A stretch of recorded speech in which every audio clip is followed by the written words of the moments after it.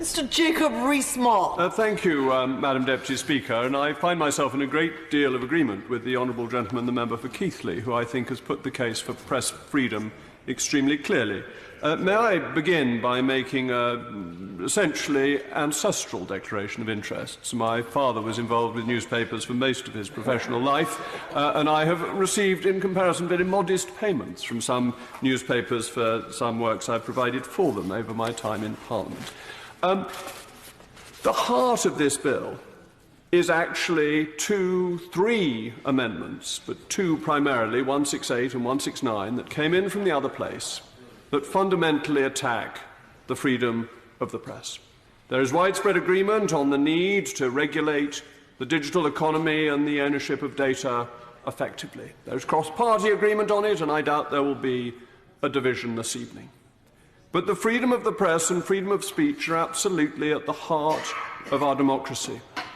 And members of Parliament should remember that this freedom will be exercised in a way that does not always provide hagiographies for us. Quite understandably, newspapers will say critical things of people on these benches and people on those benches. Sometimes they will be fair, sometimes they will be unfair. Sometimes we will read it and think that we have made a mistake. Sometimes we will read it and know that the newspaper has made a mistake. But that is the flotsam and jetsam of political life. For every piece in the Daily Mail that upsets members opposite, there will be something in the Daily Mirror that upsets us, or in the Guardian. And that is how political life works, and we surely are not sufficiently of the snowflake generation, but we should mind about that. That is how political life must and should go. And then we look at clause 168 and 169. And we know from our history that one of the tactics of dictatorial regimes is to have punitive damages levied on newspapers that do not do what they want.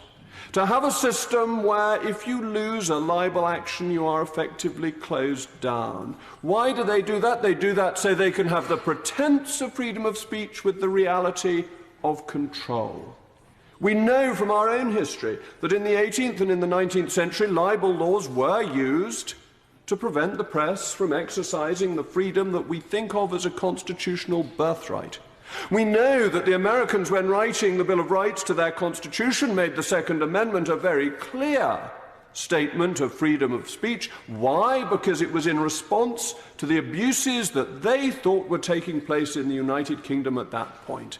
They put it in because they're worried about things like the persecution of John Wilkes and his being sentenced to prison, not for what he did, but for what he said. And we see that being restored in clauses 168 and 169. The outrageous, the monstrous idea that if you print something that is entirely accurate, every dot and comma is true, but you have not bended the knee to officialdom, your fine will be to pay your own costs and the costs of the party about whom you will tell the truth. You have told the truth. The honourable gentleman, the member for Keighley, referred to the Daily Mail and the Lawrence affair.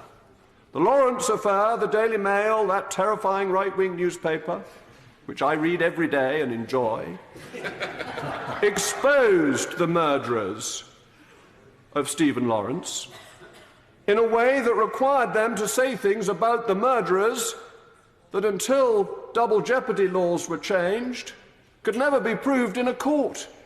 What if this law had existed then, and those people we now know were guilty of murder had sued the Daily Mail for saying something that was true, and had had to pay the costs of murderers? That is what their noble lordships have put in to this bill. But it is more serious on a day-to-day basis than the worst case that I can think of. We know the weakness of our local papers. We know how they struggle hand to mouth. But dare I say, how easy would it be for any one of us, my honourable friend, the member for Leinster, for example, who's not in his place anymore, to take to court the journal that he doesn't like because it said things about him that aren't accurate, and that's fair enough for him not to like them. But if an honourable member took a local paper to court, that local paper would be insolvent, because many of them don't have powerful parents behind them. Many of them, and I think of some in my own constituency, are run by entrepreneurial individuals trying to make a reasonable living. And the threat that they would have to pay double costs would be sufficient to stop them printing that story that was disagreeable about us. Well, that's great.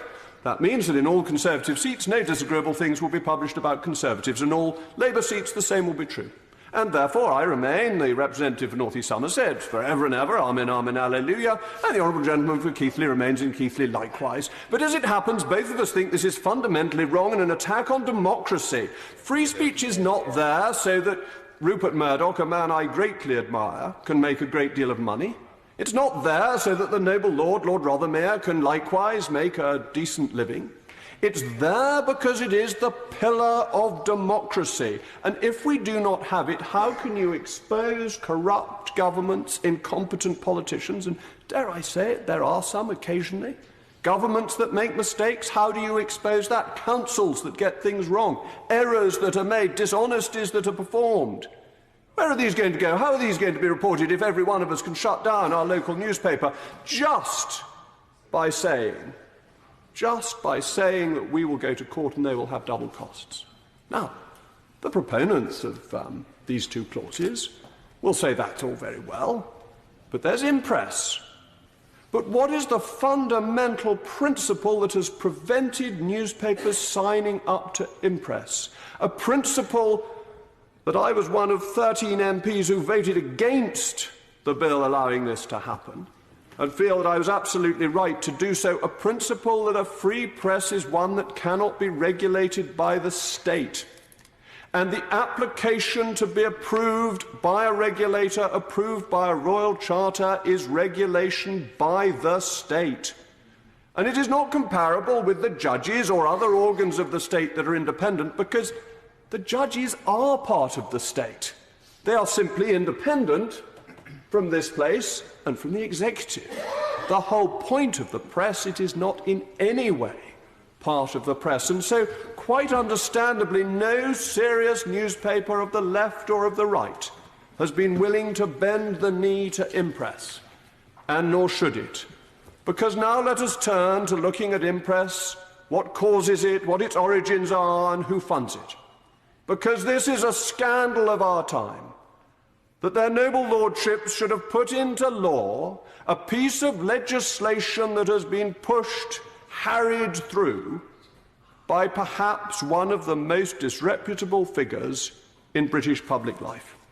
I refer, of course, to Mr. Max Mosley, who has provided £3 million for impress, and who took a libel action against the News of the World when they said that he had indulged in Nazi-themed orgies. The News of the World was wrong. The orgies were not Nazi-themed. They were orgies, but they were German-themed. I do apologise, Madam Deputy Speaker, for saying these shocking things in front of you. But that is what happened. And the News of the World lost, and it was deemed that his privacy had been invaded. Before that, very few of us had heard of him, except that we knew vaguely he was involved in Formula One, and that we knew his father had been a member of Parliament, a Labour member of Parliament as it happened, and then set up the British Fascist Union. But we did not know that Mr. Mosley held views himself, or had, he claims in the past, held views himself that I think no reputable person could possibly hold. And views that are so repellent that, though I am going to read them out, Madam Deputy Speaker, I read them out with very considerable reluctance, but I think it is important to understand what underpins impress. Because Mr. Mosley was the authoriser of a leaflet. And we all know, because we've stood for Parliament, how important the authoriser of a leaflet is. I have the most wonderful agent, Margaret Brewer from Somerset, referred to in the Sunday Times as a feisty, flinty rural matron, and indeed she is. But nothing goes in my leaflets without her approval. You may think I'm independent-minded, but I have not a view, Madam Deputy Speaker, that has not been approved by Mrs. Brewer. And so I know, and we all know, how this works. If our agent doesn't approve it, it doesn't go in. And what did it say? And as I say, this is so appalling that I am reluctant to read it out in Parliament. But under a heading, Protect Your Health, it said, there is no medical check on immigration. Tuberculosis, VD, and other terrible diseases like leprosy are on the increase. Coloured immigration threatens your children's health. That, Madam Deputy Speaker, is the view of the funder of Impress. It is little wonder that our free press does not want to be associated with such a man. It is little wonder that, to its credit, the Labour Party has now refused to take any further funding from this man. But Impress has not. Impress has not condemned this man. It has not said that they will refuse further funding from the charitable trust he set up purely and specifically to keep Impress running. They have done nothing of this kind, and they have a reputation of their own. And there is a certain irony in this. Their chief executive is a man called Jonathan Hayward, and he tweeted, of all things, that the Daily Mail was a neo-fascist rag. Well, dare I say that he might know a good deal more about neo-fascists than one had thought when that tweet was originally circulated. We are suggesting under clauses 168 and 169 that that most precious thing, which underpins and protects and gives us our democracy, should be sacrificed to the honour of a man who has waged a campaign against freedom of the press because it exposed his perversions. That is the long and short of it. And the honourable gentleman, the Deputy Leader of the Labour Party and Shadow Secretary of State, said that Mr. Mosley doesn't hold those views anymore. Well, how gracious of him. But how fortunate we are that our free press has exposed those views so that we know them in the context of the debate that we are having today. And I say to members opposite that any of you who go through the division lobbies at a later stage to vote in favour of those clauses are voting to support Max Mosley and his abhorrent views and his money. Those of us who believe in freedom will vote them down.